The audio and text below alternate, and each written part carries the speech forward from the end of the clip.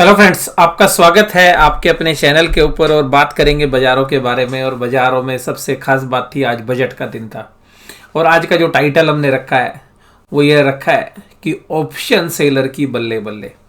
Option seller की बल्ले बल्ले क्यों हुई है मैं आपको बताता हूँ। चाहे आपने कॉल बेची थी, चाहे आपने पुट बेची थी, बाजार बेशक से तेजी में रहा, तब भी जो है ये समझिएगा कॉल राइटर पुट राइटर दोनों ने प्रॉफिट कमाया।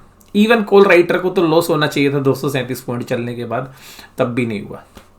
और इसके बाद अगर किसी ने दिन में ट्रेड किए होंगे, जब बाजार ने डिप लगाया, तो काफ़ी अच्छे प्रॉफिट जो है कॉल राइटर्स को भी हुए होंगे। किसी को नुकसान नहीं हुआ आज, यानी कि कॉल राइटर्स ने मोटा पैसे काटे आज। लेकिन डूब कौन गया? क्योंकि ऑप्शंस के प्रीमियम ज़्यादा थे और डूब गया भैया ऑप्शन बायर। ऑप्शन बायर को आज दब के नुकसान हुआ होगा, क्योंकि इतने ज़्यादा प्रीमियम थे कि जो है ऑप्शन बायर को नुकसान होना ही था। कल मैंने इस बात की संभावना भी आपके साथ व्यक्त कर दी थी और मैंने कहा था कि देखिएगा बाजार ऊपर की तरफ जाएगा तो नीचे धकेलने की कोशिश करेंगे, क्योंकि ऑप्शन सेलर जो है एक्टिव है। और अगर पुट बेच रखी है उन्होंने, अगर आप बाजार को नीचे धकेलोगे तो वो बाजार को ऊपर की तरफ लेके जाएंगे। तो देखिएगा बैंक निफ्टी एक बार तो माइनस में भी चला गया था, लेकिन वहाँ से पुल बैक करके आया। तो आप ये समझ सकते हैं कि जो निफ्टी है वो भी माइनस में चला गया था, लेकिन तुरंत पुल बैक करके आ गया। रीज़न ये था कि ऑप्शंस थे। और सबसे खास बात ये कि बजट में क्या था, बजट लोग समझने में लगे हुए अभी भैया बजट क्या है। तो बजट के ऊपर भी एक हमारी जो विशेष कवरेज है, साइलेंट हाइलाइट्स जो है, आज देर रात जो है अब आपके साथ उसका हम एनालिसिस करेंगे और उनके स्टॉक्स के ऊपर क्या इम्पैक्ट होंगे वो भी जो है वीडियो आपके साथ शेयर करेंगे, लेकिन थोड़ी लेट आएगी। इसके साथ साथ जो आज बजट में क्या था, तो बजट में विशेष रूप से जो चीज़ें थी वो मैं आपके साथ शेयर कर लेता हूँ कि क्रिप्टो करेंसी या जो डिजिटल असेट्स है उनके ऊपर गवर्नमेंट 30% टैक्स लेगी और ना उसके लॉस को माफ़ी देगी और ना उसके लॉस को कैरी फॉरवर्ड या सेट ऑफ करेगी। ना तो उस साल में ही जो है किसी दूसरी क्रिप्टो करेंसी से एडजस्ट करने देगी और ना ही जो है उस डिजिटल असेट्स के लॉस को कैरी फॉरवर्ड करेगी। इसका मतलब क्रिप्टो करेंसी को जो है सरकार ने मान लिया है। दूसरी बात ये कि सरकार जो है ब्लॉकचेन के माध्यम से आरबीआई को दिशा निर्देश देगी कि भैया आप अपनी एक जो है क्रिप्टो करेंसी इशू कर दो। तो वो अल्टीमेटली एक पॉजिटिव न्यूज़ है जिन लोगों के लिए जो निवेश के लिए और एक बेहतर मौके जो है मिल जाएंगे। तो हो सकता है कि अगर इंडिया में डिजिटल करेंसी आएगी या क्रिप्टो करेंसी आएगी तो हम भी थोड़ा सा उस पर विचार कर सकते हैं कि किस तरीके से निवेश कर रहे हैं, क्योंकि वहाँ पर जो गवर्नमेंट के द्वारा चलने वाली चीज़ें तो हम भी शायद उस पर विचार कर सकते हैं। निवेश के एक नए एवेन्यूज़ की तरफ जाएंगे तो अल्टीमेटली अगर वो निवेश का एक नया एवेन्यू आएगा तो हमारा पोर्टफोलियो अल्टीमेटली इक्विटी का या जहाँ पर हम दूसरी जगह पैसे लगाते हैं तो वहाँ से जो है शिफ्ट होगा। तो अल्टीमेटली ये स्टॉक मार्केट के लिए तो अच्छी खबर है नहीं, क्योंकि अगर पैसा एक दूसरी एसेट्स क्लास में लगेगा आपकी लिक्विडिटी तो अल्टीमेटली जो है स्टॉक मार्केट के लिए अच्छा नहीं है, लेकिन कंट्री एज ए होल सरकार के लिए बहुत अच्छा हो जाएगा कि फंड्स मैनेज करना सरकार के लिए बहुत ईजी हो जाएंगे। तो सरकार उसका एडवांटेज लेगी। टेक कंपनीज के लिए काफ़ी अच्छा होगा, जो ब्लॉकचेन के ऊपर काम करने वाले जो नए IT प्रोफेशनल्स हैं, जो बच्चे अभी पढ़ रहे हैं, तो ब्लॉकचेन के अंदर एक काफ़ी अच्छा फ्यूचर जो है अभी हमें लगता है कि वर्ल्ड वाइड है। और इंडिया में भी जिस तरीके से आर्टिफिशियल इंटेलिजेंस है या मशीन लर्निंग्स हैं या IoT है या बाकी जो चीज़ें हैं उसके साथ साथ ब्लॉकचेन का भी जो है फ्यूचर इंडिया में को। तो IT कंपनीज़ के अंदर एक नए एवेन्यूज़ की जो शुरुआत होगी।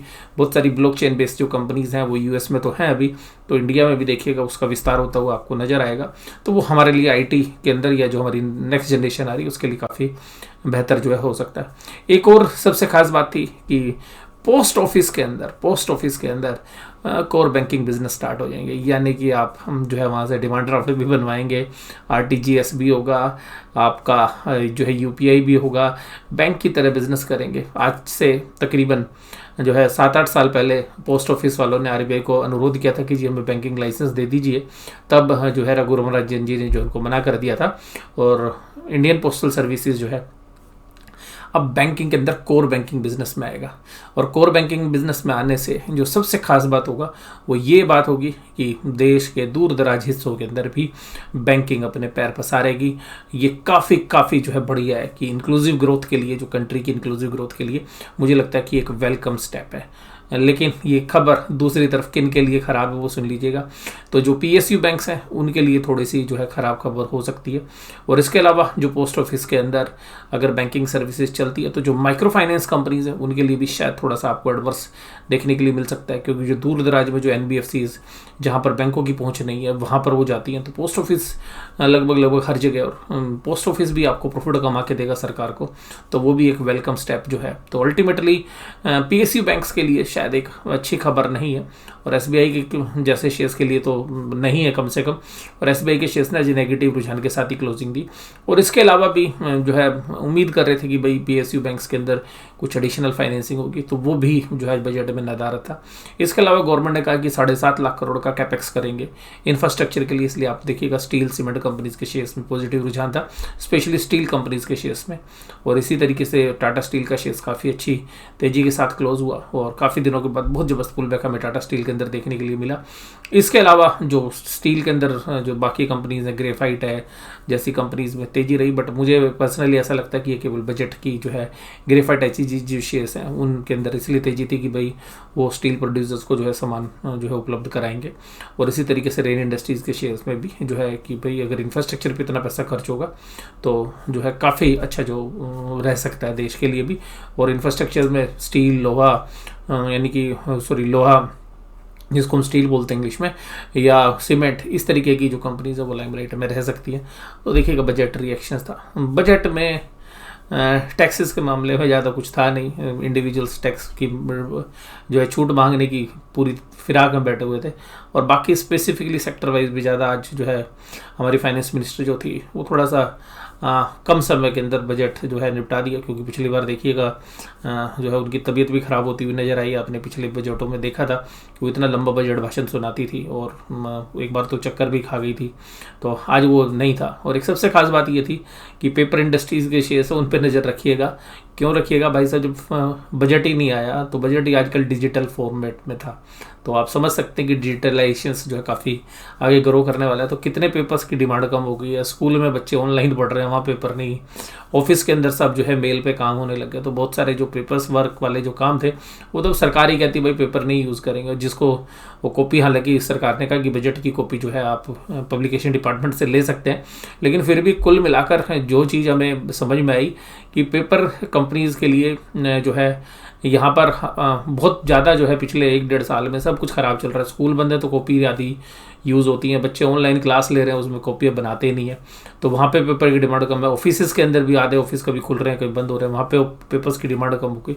अब सरकार जो है जो इतने पेपर्स यूज़ करती थी, सरकार भी जो डिजिटल फॉर्म में संसद के अंदर भी जो है पेपर का यूज़ कम हो गया है। तो अल्टीमेटली जो पेपर इंडस्ट्री है वो काफ़ी, मतलब हम ये मान सकते हैं कि उसके अंदर डी ग्रोथ आगे भी चल के देख सकती है। न्यूज़पेपर की जगह अब डिजिटल न्यूज़पेपर्स हैं। तो कुल मिलाकर ये चर्चा जो है, क्योंकि बहुत बार हम पेपर शेयर्स पर जो है फोकस करते हैं, उनकी लो पी को देखते हैं, लेकिन फिर भी जो है कॉन्फिडेंस नहीं आता है। तो रीज़न क्या है कि उसके जो दूसरे रीजंस हैं। तो कुल मिलाकर ये बजट में जो मुझे लगा वो मैंने आपके साथ जो है चर्चा की। बजट में जो उम्मीदें लोगों ने लगा रखी थी वो नहीं थी, लेकिन बाजार गिरने से जो है बचाना तो देखिएगा सरकार की जिम्मेवारी है। तो मैंने कल ही बोल दिया था DIIs ने तो माल खरीदना है, और उसके अलावा भी जो सरकार की जो बाकी आर्म्स हैं जहाँ से शेयर बाइंग हो सकती है वो भी बाय करते हुए नजर आए। DIIs से भी शायद अनुरोध था कि भाई आप आज सेलिंग मत करिए, तो उनकी बहुत ही मामूली सी सेलिंग है। और सुबह ही बाजार खुलते के साथ भाई साहब मूड में था बाजार, सीधा एक तरफा तेजी में भाई साहब रॉकेट हो गया। और रॉकेट होने के बावजूद भाई साहब देखिएगा क्या हाई लगाए हैं 17622। हालांकि ये बाद में जो है एक बार नीचे आ गया था बाजार, लेकिन उसके बाद दोबारा से उन्हीं ऊंचाइयों की तरफ जाके बंद हुआ। कैंडल देखिएगा कितनी बढ़िया कैंडल है, हैंगिंग मैन पैटर्न है लेकिन ग्रीन में है। तो हैंगिंग मैन पैटर्न जब भी बनता है या डोजी टाइप का कैंडल है तो अगले दिन एक बड़े मूव की तैयारी होती है। और यहाँ पर देखिएगा एक रेजिस्टेंस लेवल पर भी है, देखिएगा बाजार यहाँ पर भी इन लेवल्स पर पहले अटका था अक्टूबर में। इसी तरीके से ये जब दिसंबर में भी बाजार ने पुल बैक किया था इन्हीं लेवल से फिर डाउन साइड आया था। हालांकि जो है बाद में जो है इसको क्रॉस करके चला गया था। अभी देखिएगा बाजार गिरा है। अब इस कैंडल से जब बाजार की गिरावट आई थी जो जनवरी में थी, और जनवरी के बाद देखिएगा अब फरवरी में भी इसी कैंडल पर रेजिस्टेंस मिला है। तो मुझे लगता है कि शायद थोड़ी सी अपसाइड जो है 17,600 एक अच्छा खासा रेजिस्टेंस जोन है तो 17,600 के ऊपर ही अगर 1 घंटे 1.5 घंटे काम होता है तो ही आप कोई तेज़ी देख सकते हैं। अदरवाइज़ मुझे लगता है कि बजट में ज़्यादा कुछ खास था नहीं, और जिन लोगों ने बजट के लिए बिल्डअप किया हुआ था तो वो शायद अपनी पोजीशन हल्की करते हुए नजर आएंगे। और आज एक समय तो ऐसा हो गया था कि जो 2 ईयर्स की बॉन्ड यील्ड है वो 50 पैसे बढ़ गई थी, करीबन 3:07 के आसपास। तो बॉन्ड यील्ड भी अगर बढ़ सकती है क्योंकि गवर्नमेंट इतना पैसा उठाएगी तो अल्टीमेटली डेट जो है रेज करेगी। और इस बार जो है डिसइन्वेस्टमेंट के जो टारगेट्स हैं वो भी काफ़ी कम रखे हैं, उससे ज़्यादा तो हमें लगता है कि LIC के IPO में ही पैसा आ जाएगा। तो शायद मुझे लगता है कि LIC का IPO शायद बहुत ही जल्द आपको फरवरी या मार्च के महीनों में ही देखने के लिए मिल सकता है, इसलिए शायद वो बजट एस्टिमेशन में नहीं था। और बहुत सारे जो मीडिया हाउसेज हैं वो ये रिपोर्ट कर रहे हैं कि जी जितना वो 17,000 करोड़ के आसपास जो है उन्होंने डिसइन्वेस्टमेंट का टारगेट रखा है उससे ज़्यादा तो LIC का आएगा। तो इसका मतलब है कि सरकार, मुझे जो पर्सनली लगता है कि सरकार भाई साहब मार्च से पहले ही LIC का IPO लाने की तैयारी कर रही है। ICICI bank, Infosys, L&T, HDFC और TCS देखिएगा ये सब चीज़ें आज तेजी में थी। IT बहुत ज़्यादा नीचे पीटा हुआ था, आज सारे लार्ज कैप को उठा रखा था भाई साहब। बाजार को बचाना है। पांचों जो टॉप 10 शेयर्स हैं, जो टॉप 10 हैवी वेट्स हैं, देखिएगा उनके अंदर सब में तेजी थी। रिलायंस कल चल गया था, SBI में आज वीकनेस थी, IOC, टाटा मोटर्स और महिंद्रा जो टॉप 10 शेयर्स हैं उनमें कमजोरी नहीं होने देनी थी आज। और देखिएगा ये DIAs का भी जिम्मेदारी थी क्योंकि बजट जो है कंट्री की इमेज को जो है रिफ्लेक्ट करता है। तो अल्टीमेटली उस दिन बाजार नहीं गिरना चाहिए जिस दिन जो है बजट पेश किया जाए। बजट कैसा भी हो, बजट पे देखिएगा मीडिया का काम ये, मीडिया के अंदर या जो भी एंकर्स आते हैं उनको बोलना है, उनकी मजबूरी है कि भाई साहब बजट बहुत बढ़िया था, बहुत बढ़िया था, बहुत बढ़िया था। क्योंकि मजबूरी ये है कि भाई साहब उन्होंने TV चैनल चलाना है, सब लोगों ने जो शेयर्स ले रखे हैं अगर उनमें कोई भी गिरावट होती तो उनकी जिम्मेदारी बनती है।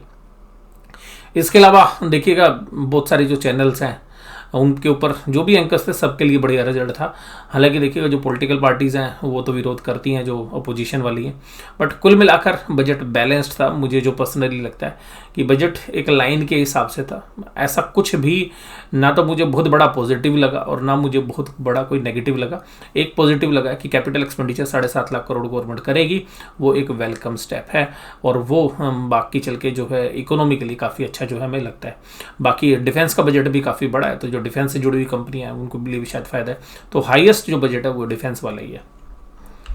और उसके बाद अगर हम बात करें NSE के एडवांस डिक्लाइन रेशियो, तो एडवांस डिक्लाइन रेशियो सुबह तो चांद पे थी, शाम आते आते जो है आसमान में आ गई, तो बीच में अटक गई। हालांकि सुबह तो ऐसा लग रहा था भाई साहब आज पता नहीं क्या कर देगा निफ्टी या बैंक निफ्टी। और लेकिन मैंने आपको बोला था कि ऑप्शंस के सेलर्स हैं वो किसी भी साइड बाजार को ले जाएंगे तो यार ऑप्शन बायर को प्रॉफिट हो जाए, वो करने नहीं देंगे। और टाटा स्टील, सन फार्मा, जहां तक उनका ब्रेक इवन था वहीं तक जाने दिया बाजार को। ये मैं क्लोजली जो है वॉच कर रहा था। और ऐसे भाई साहब प्रीमियम गए, साफ हुए, बजट खत्म हुआ और भाई साहब एकदम आप देखिएगा, चाहे आपके पास कॉल थी, चाहे पुट बेच रखी थी, कुछ बेच रखी, सबका प्रॉफिट बढ़ रहा था। Tata Steel, Sun Pharma, IndusInd Bank, Shree Cement, Hindalco, L&T, UltraTech सब तेजी में थे आज और वॉल्यूम भी अच्छा था। ICICI बैंक में स्पेशली आज मैं देख रहा था 2 दिन से भाई साहब ICICI को थोड़ा सा रिलैक्स कर रखा था, कंसोलिडेशन कराया, जो ICICI बैंक में बड़ी अच्छी तेजी थी। बैंक निफ्टी को ICICI के दम पे रोका गया, फिर HDFC को उठाया गया। SBI में कल बहुत अच्छी तेजी थी तो आज थोड़ा सा प्रॉफिट बुक होता हुआ नजर आया। और आज सरकारी कंपनी में दम नहीं लाया क्योंकि सरकारी कंपनियों के लिए कोई जो है ज़्यादा बड़ा फ्रेमवर्क था नहीं, और सरकार ने शायद जो बजट का टारगेट रखा वो कम इसलिए रखा है कि जो सरकारी कंपनियों पर एक ओवरहैंग रहता है कि भाई साहब डिसइन्वेस्टमेंट होगी, डिसइन्वेस्टमेंट, सरकार ने कहा कि डिसइन्वेस्टमेंट हम कम करेंगे। तो अल्टीमेटली सरकार ने इसलिए कहा कि यार शेयर का प्राइस ऊपर करो, फिर डिसइन्वेस्टमेंट की बारी आएगी तब तो हम कर ही देंगे। और सरकार के पुराने जो डिसइन्वेस्टमेंट प्रपोजल्स हैं वो भी फाइनलाइज नहीं हुए। BPCL पे आप जानते हैं जिस तरीके से चल रहा है, कंटेनर कॉर्पोरेशन ऑफ इंडिया, तो अभी हालांकि एयर इंडिया और निचाल इस्पात जो है उन्होंने फाइनल कर दिया है। Bharat petroleum, Indian oil, Tata Motors, Mahindra, ONGC सब कमजोरी में था। देखिएगा ऊपर से भारत पेट्रोलियम सरकारी कंपनी है, इंडियन ऑयल सरकारी कंपनी है, ONGC सरकारी कंपनी है, तो 5 में से 3। फिर SBI देखिएगा PSU बैंक है। तो अल्टीमेटली जो पावर ग्रिड है देखिए उसमें कमजोरी थी। तो सरकारी कंपनीज में जो है कुछ ज़्यादा कुछ आया नहीं सरकार की तरफ से, तो ये शायद थोड़े से निराश हुए। और बैंक निफ्टी भाई साहब आज सुबह खुला ना, बैंक निफ्टी ने 1 ही मिनट के अंदर भाई साहब बता दिया था कि भाई साहब आज मैं रुकने वाला नहीं हूँ। भाई साहब रुका नहीं, सीधा जाके 3882 पे जाके रुका। उसके बाद बजट तक ये कंसोलिडेट होता है। बजट से कुछ शुरू होने से पहले जब थोड़ा सा नीचे आया, फिर उसका बजट भाषण में जब कुछ इंटरेस्टिंग लगा नहीं तो लोगों ने माल बेचा। उसके बाद देखिए बजट खत्म होते के साथ तो ये देखिएगा 37690 के लो लगा दिए।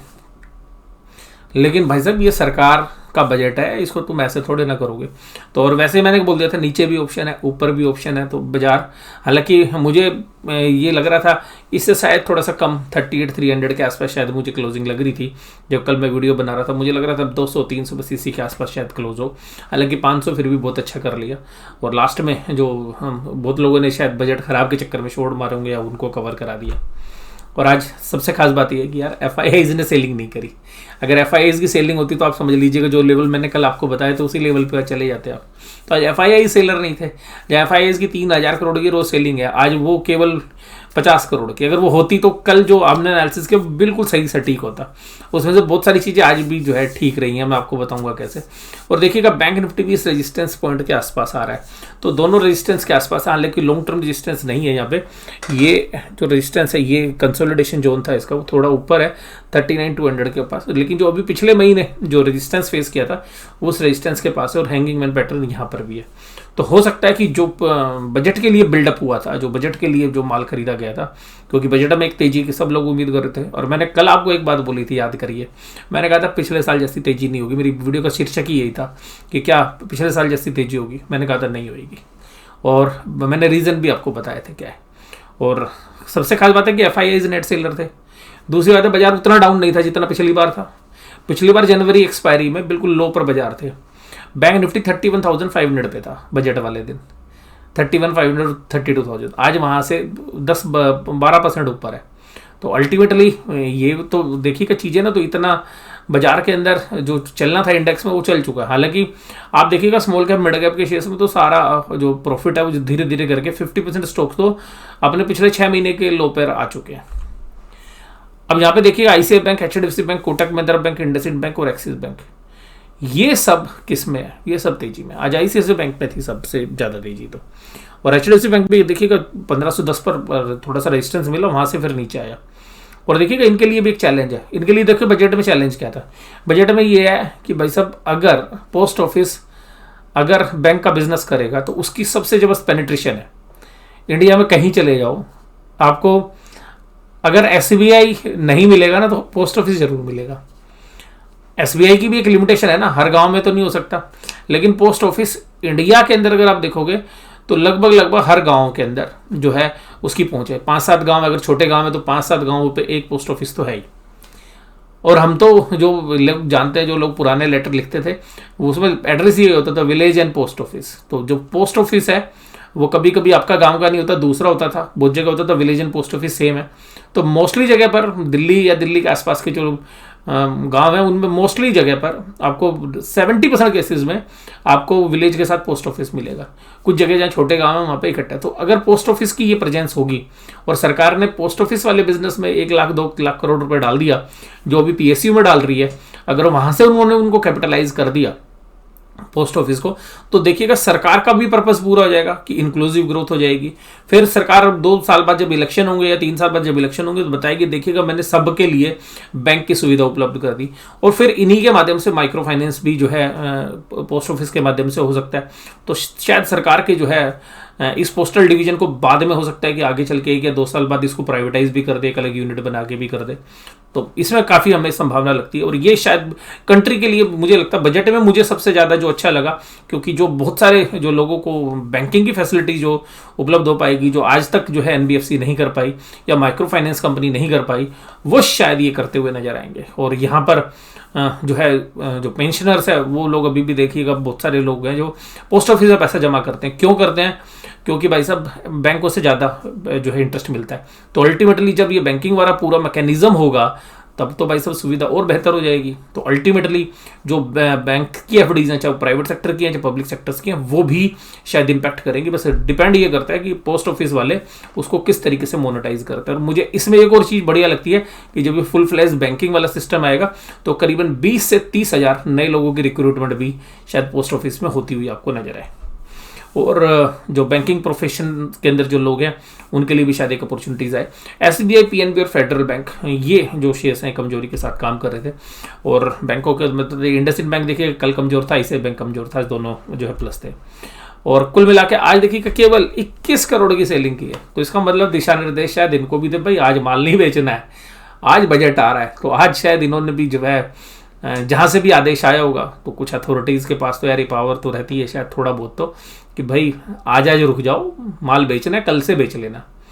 और DIIs ने देखिएगा आज जो है कम माल खरीदा, बट DIIs बेचारे इतने दिन से खरीदते जा रहे हैं, फिर भी DIIs ने जो है बजट के अनुरूप जो है माल खरीद लिया। और FIs ने इंडेक्स फ्यूचर्स बेच दिए, यानी कि पोजीशन तो इन्होंने जो है ठीक बनाई। और स्टॉक फ्यूचर्स मैंने कहा था ना कि अगर कल ये स्टॉक फ्यूचर्स नहीं कवर करते ना, इनकी आज वाट लगा देते। अगर ये आदेश आया था कि माल नहीं खरीदना, तो भाई साहब जो हमारा HNI रिटेल है वही बाजार को ऊपर फेंक देता और ये FIs बेचारे फंस जाते शॉर्ट पोजीशन में। तो अल्टीमेटली इन्होंने आज माल बेचा, खरीदा, और पर कुल मिलाकर स्टॉक फ्यूचर्स इन्होंने मोस्टली कवर कर लिया। अगर पुट कॉल रेशो की बात करें तो इससे कुछ ज़्यादा खास नहीं है। आज देखिएगा इसको चार्ट को, यहाँ पे आपको समझ में आएगा जो मैंने वीडियो के शुरू में आपके साथ बात बोली थी। देखिएगा बाजार चला 250 पॉइंट निफ्टी। देखिएगा निफ्टी का मैं कल का लेवल बताता हूँ आपको। कल का लेवल था 17,339, 50 मान लेते हैं। ये देखिएगा ये यहाँ पे 350, बाजार चला 250 पॉइंट, केवल 59 रुपीज का प्रॉफिट हुआ इसको, यानी कि जिसके पास इन द मनी कॉल थी केवल 60 रुपए का प्रॉफिट। तो आप ये देखिएगा कि इतना बाजार चलने के बाद 60 रुपए का प्रॉफिट, और पुट वाले का तो एडवर्स थी, तो उसको तो लॉस ही होना था, उनको तो होना ही लॉस था, तो उनको तो लॉस होना ही था, उन सबको तो लॉस हो ही गया। ये देखो कि बाजार जहां पे खड़ा हुआ 17,650, यहां पर 250 पॉइंट चलने के बाद अगर किसी ने out of the money call लिया है, और मैं कह रहा हूं थोड़ी सी दूर की भी कॉल लिया है, भाई साहब उसको भी नुकसान हो गया। और इनको भी जो फायदा हुआ है 10-20 रुपए का हुआ, कुछ नहीं हुआ है 550 तक। इसका मतलब क्या है, आज पैसे कटे हैं ऑप्शन सेलर ने, ऑप्शन राइटर ने खूब दब के पैसे काटे हैं आज, कॉल साइड भी और पुट साइड भी, दोनों साइड। बाजार चला तो भी कटे, और बाजार नहीं चलता तो बहुत बढ़िया कटते, तो फिर तो बहुत मोटा काटते। और आज भी बहुत अच्छा पैसे जो है लोगों ने काटे ऑप्शन सेलर ने बाजार चलने के बावजूद। और यही मैं कल आपसे बोल रहा था कि ऑप्शन सेलर ने माल बेच रखा है, वो बाजार को क्यों आगे लेके जाएगा, वो क्यों फंसेगा। तो इस एक्सपायरी में तो वो ऊपर लेके जाएगा ही नहीं, तो कोशिश करेगा निफ्टी को भी 38,000 या 37,500 के आसपास, यही या जहाँ चल रही है इसी के आसपास घुमाता रहे, क्योंकि तभी तो पैसे बनेंगे। क्योंकि बहुत सारे लोग तो ऑप्शन लास्ट दिन तक लेके बैठे रहेंगे कि भाई 20 रुपए की हो गई, 50 रुपए की होगी, अब क्या करना। अब वो ली थी 1000 रुपए की, अभी देखिएगा मतलब पुट में तो देखिएगा बैंक निफ्टी में 500 रुपए, 600 रुपए, यानी कि जितना इंडेक्स फ्यूचर, आप मैं कह रहा हूँ मतलब अगर किसी का इंडेक्स फ्यूचर भी अगर शॉर्ट होता तो उसको इतना नुकसान नहीं हुआ, मतलब इंडेक्स फ्यूचर से भी ज्यादा चल गया, मतलब प्रीमियम इंडेक्स फ्यूचर से भी ज्यादा टूट गए, राइट। तो मतलब जनरली इंडेक्स फ्यूचर से ज्यादा तो कोई, मतलब आपने शॉर्ट भी कर रखा है तो इंडेक्स फ्यूचर से ज्यादा तो वैल्यू नहीं टूटती। ये देखिएगा उससे ज्यादा टूटी है, जो इन द मनी पुट्स थी उनमें तो 700 पॉइंट का लॉस हो गया। इसका मतलब क्या था कि प्रीमियम ज्यादा थे, लोग सोच रहे थे भाई साहब बहुत बाजार जाएगा। और ये देखिएगा सेम स्ट्राइक प्राइस, देखिए 38,600 बाजार बंद हुआ। ये केवल एक्सपायरी वाले दिन तो होता है, जिस दिन एक्सपायरी होती है, बाकी दिन ऐसा नहीं होता कि दोनों जगह लॉस हो जाए। देखिएगा यहाँ पे भी 650 का नुकसान हुआ और कोल के बायर को भी नुकसान हुआ। और जहां फायदे की बात है, देखिएगा यहां मतलब बात करते हैं 500 पॉइंट बाजार चला, 500 पॉइंट चलने के बाद इन द मनी कॉल के अंदर भी केवल 96 रुपीज बने, यानी कि 100% बाजार चलने के बाद केवल इसको 20% बना, और इनको तो बेचारों को बना ही नहीं। तो ये एफएनओ के अंदर होता है, तो इसलिए जो बहुत नॉलेज जो है इसके अंदर चाहिए होती है। मैंने आपके लिए एफएनओ की कॉल ऑप्शंस की वीडियो शेयर की थी अभी संडे को, 3 वीडियो, उनको देख लीजिएगा तो आपको कॉल ऑप्शंस समझ में आ जाएगी कि किस तरीके से कॉल ऑप्शंस काम करती है। तो ये केवल नॉलेज के लिए, करने के लिए नहीं। और बायर मोस्ट ऑफ द केसेस के अंदर क्यों पैसा लूज करता है वो भी उस वीडियो के अंदर आपको पता चल जाएगा। तो आज की वीडियो यहीं पे समाप्त करते हैं। तो मैंने काफ़ी जो है इन्फॉर्मेटिव वीडियो बनाने की कोशिश की है बजट को इनकॉर्पोरेट करते हुए, लेकिन फिर भी आपको कैसी लगी जरूर से जरूर मुझे बताइएगा। वीडियो देखने के लिए धन्यवाद, थैंक यू वेरी मच।